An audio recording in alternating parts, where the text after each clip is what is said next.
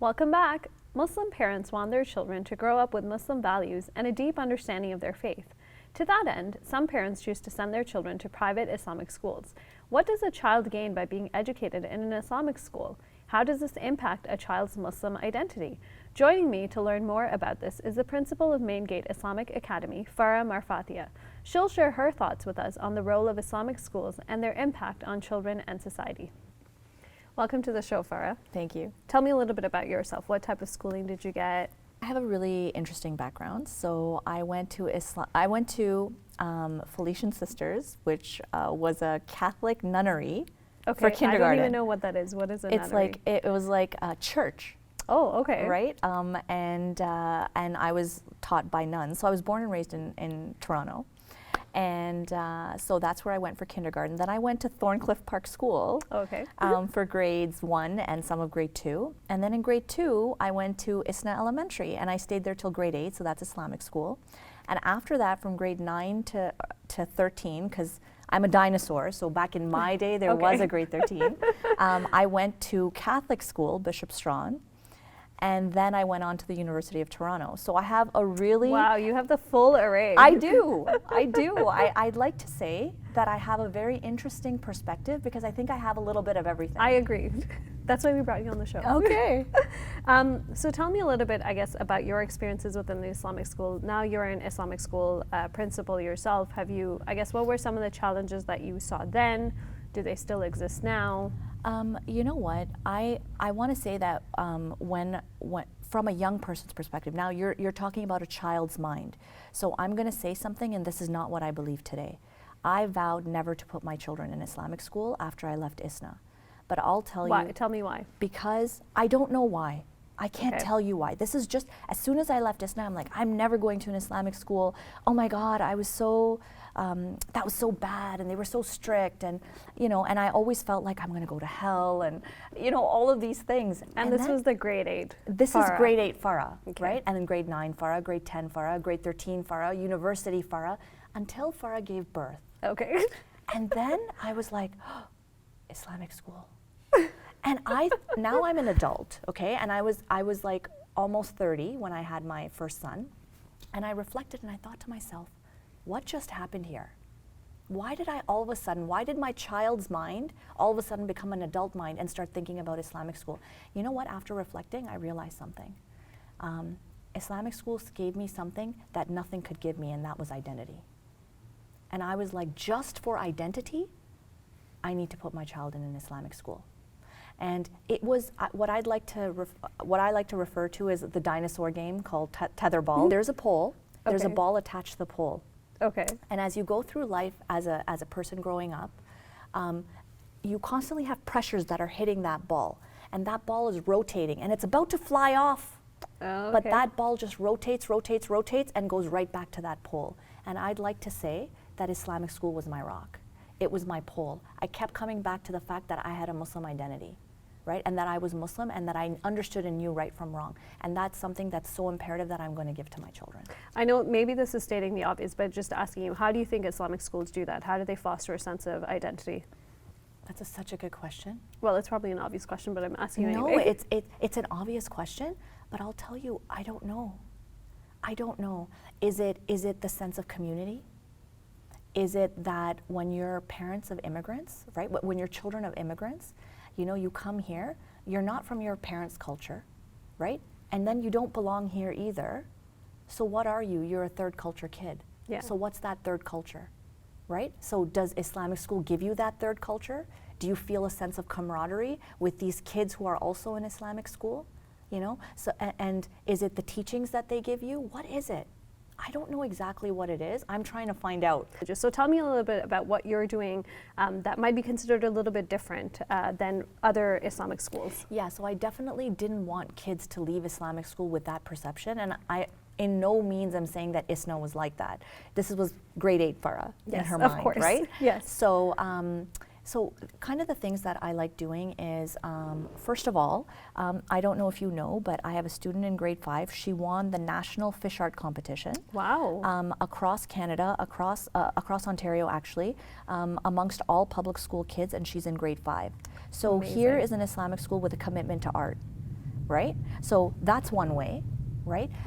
The other way is we have a soccer team, and we're called the Maingate Muscle Sharks, and we have a logo with a shark, and it's really scary, right? So we're trying to like get into the athletics as well. Also, I have a very interesting program in terms of Quranic Arabic, not Arabic as a second language. So I'll tell you that I did Arabic for 8 years when I was in Islamic school, and today I remember Shams. That's all I remember, right? Okay. And then I think to myself, hey, what happened there? So instead what I did was I was like, you know what, we're going to teach Quranic Arabic. We're going to teach vocabulary from the Quran so kids understand the Quran when they're reading it. Because if you teach children a language and there's no immersion, they're going to lose the language, which is what happened to me. So instead, we hope that children are going to pray 5 times a day. So if we teach them Quranic Arabic, then they'll automatically be immersed because they're going to be praying 5 times a day. So that's a repetitive. What they're saying, that's right, and that's a repetitive 5 times a day. That's as close to immersion as you can get. So inshallah, if kids go through our program from JK to grade 8, they will know 60 to 80% of the words in the Quran, and hopefully they'll retain more when they're an old lady like me. And there is one other thing that I found was very interesting. Tell me a little bit about how you dictate sort of the hijab. Okay. Because a lot of Islamic schools have a uniform that girls have to wear hijab. How do you do that in your Islamic school? Yeah, so this was a really difficult decision, and that was that I refused to make hijab part of the uniform. Hijab will not be a uniform. Hijab is a way of life. It is not a uniform. I don't want children to be wearing the hijab in elementary school and junior school and then go off to high school and then just only to take it off. So what we did is we have a uniform policy in the school. Hijab is not mandatory as part of the uniform.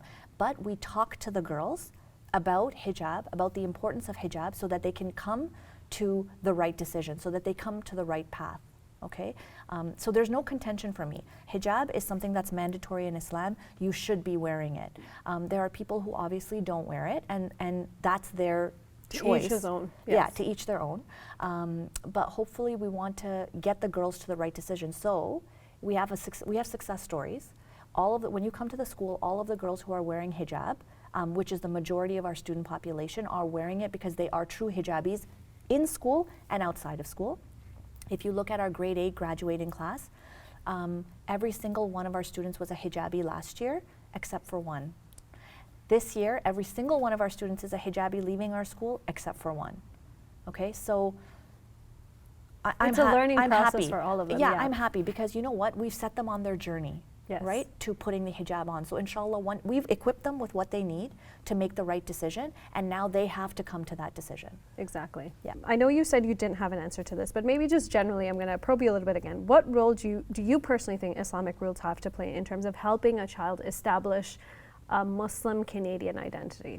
So I think that Islamic schools are instrumental in establishing a Muslim Canadian identity because it's our responsibility, right, to provide a culture to these kids when they're looking for another culture, right? So regardless of whether your child is in an Islamic school or not, if you are a child of an immigrant, you are a third culture kid. Okay, you are looking to find yourself. Yes. Right? Find yourself in an Islamic school. Find that you're Muslim. Because look, you're not Pakistan. My parents are from Pakistan. I don't know the first thing about what it means to be Pakistani. Like really Pakistani. Because I learned it kind of from my mom. But now tell me, what are my kids going to learn from me about being Pakistani? Because it's diluted. Yes. Well, what we're trying to do here in an Islamic school is not dilute Islam. Right? And to fill that gap that they have of who am I, where am I with, you're Muslim. Yeah. You're Muslim. So that is definitely, agree with you 100% there. I do want to bring in a counter argument that I personally, I've had friends who've experienced this as well. So what about kids who feel like they have a split identity or two identities? One you have because you go to Islamic school, so you have to, put up a certain image, and then you portray that Islamic identity within the Islamic community and at home, but then when you're outside in the real world, quote unquote, and with friends and stuff like that, you have to put on a different identity. So how do you address, what do you say to that?